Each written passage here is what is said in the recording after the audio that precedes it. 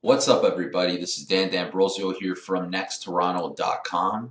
I'm here to give you guys some WordPress web development and SEO tips that'll help you build great websites and rank well. For today's topic, we're going to be talking about broken links and 404 pages.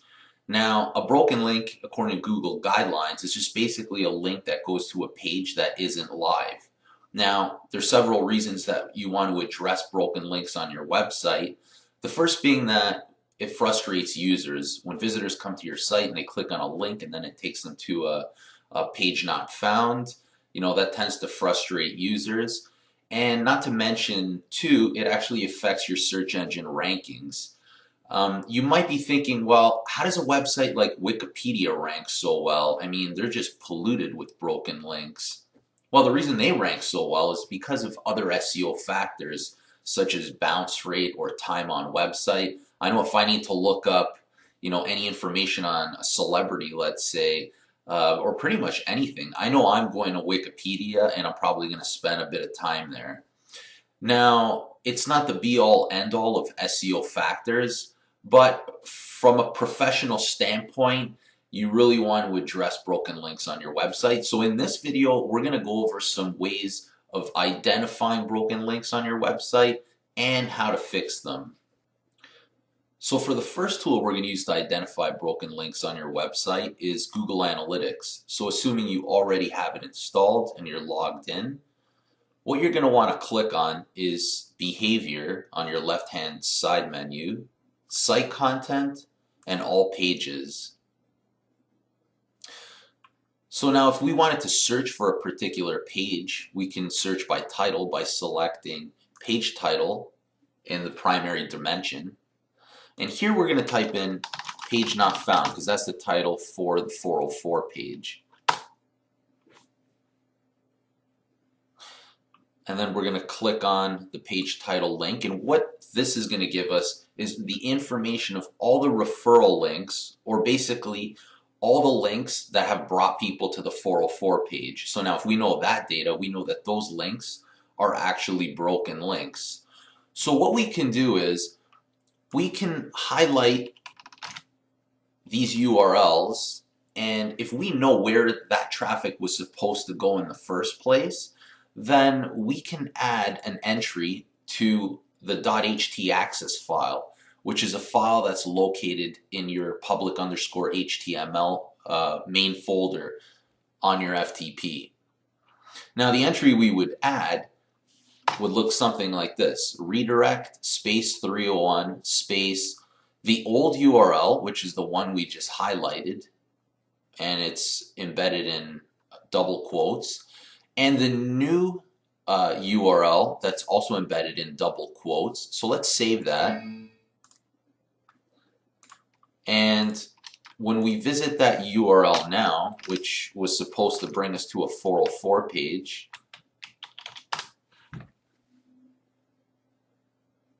it now redirects the user to the appropriate page. So there's your first way of getting broken link information from Google Analytics. Another great tool for identifying 404 errors on your website is by using another Google product called Google Webmaster Tools or Google Search Console. Now right now I'm logged into the interface right now, and I've already selected crawl errors, and I'm going to click on the third tab here called Not Found. So now this is a list of all the errors that have generated a 404 page. Now you're probably like 2,000. Jesus, that seems like a lot.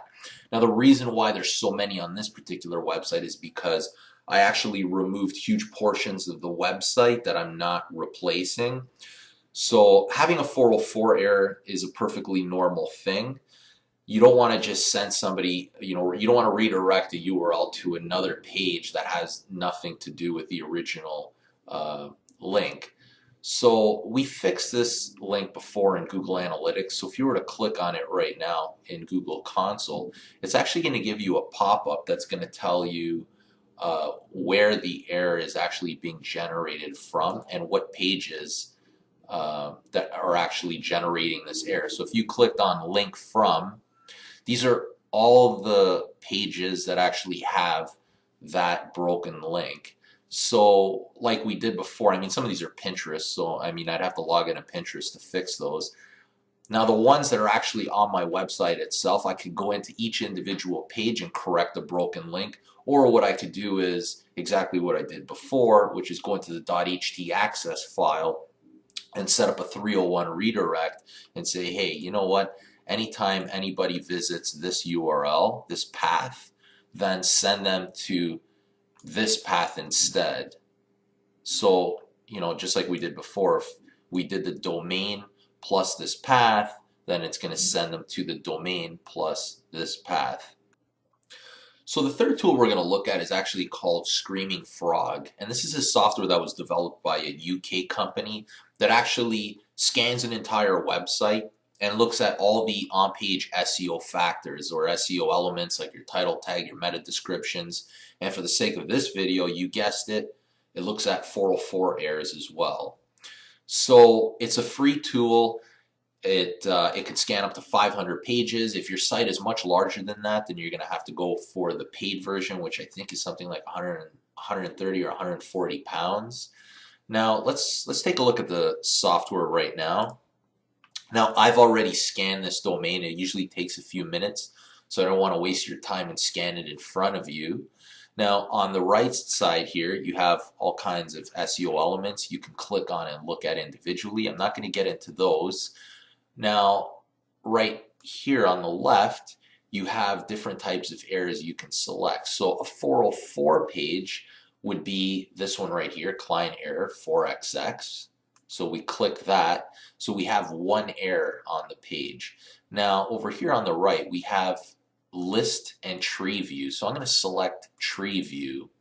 Now, what I can gather from what we see right here is this is where the broken link is, and this is the broken link itself, which I created intentionally for this video. So if we were to go to the page itself, here's the broken link that I created, which is, you know, it just goes to generate a 404 page. So now we can go into the page itself. We can either remove it or edit it, or like we did before, we can edit the .htaccess file and we can create a redirect. So the fourth tool we're going to look at is actually a Google Chrome extension that you can add to your browser. And if you just do a quick Google search for broken link checker Chrome extension, there actually is quite a few different extensions out there. So this is the one that I installed. Now this is great if you want to check the broken links on an individual page. Now the other tools I used prior actually scan entire websites, so I find them to be a little bit more efficient. But if you just wanted to scan a single page, you just install this extension. It'll show you, it'll display like a little icon on the top right, this little pink box with an A on it. So now I know that, you know, Wikipedia is just filled with, you know, broken links. So I'm going to do a Google search for Joe Rogan's Wikipedia page. I'm a big fan of Joe Rogan. So let's go to his Wikipedia page. And when you click on the broken link checker icon at the top, what it's going to do is scan the page, and it's going to display all the links that are fine are going to be highlighted in green, and all the ones that are broken are going to be highlighted in pink. So it even gives you a count. It's going through the entire page right now, and as we scroll through it, it's got, you know, quite a few broken links. And that's that for the broken link checker Chrome extension. So for the fifth and final tool, I'm going to show you guys how to fix broken links on a WordPress website. And the reason why I want to show you guys how to address broken links on a WordPress website is because WordPress powers about 23% of the websites on the internet and has become the world's leading content management system.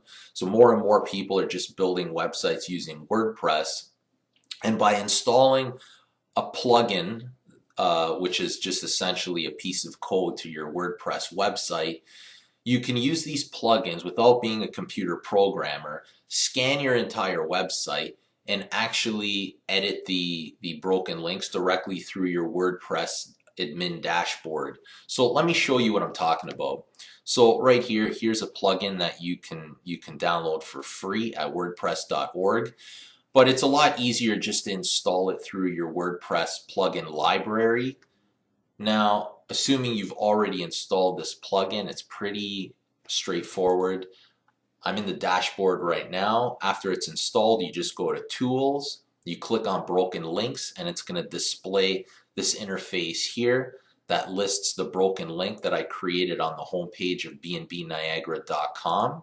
Now, in order to fix this broken link, I could just click Edit URL, and I can change the link so it points to the correct destination, or I can remove it entirely. So that concludes this WordPress plugin. It's a lot easier for people that don't have any sort of experience in programming or don't want to meddle with the .htaccess file. I'm not a big fan of installing plugins.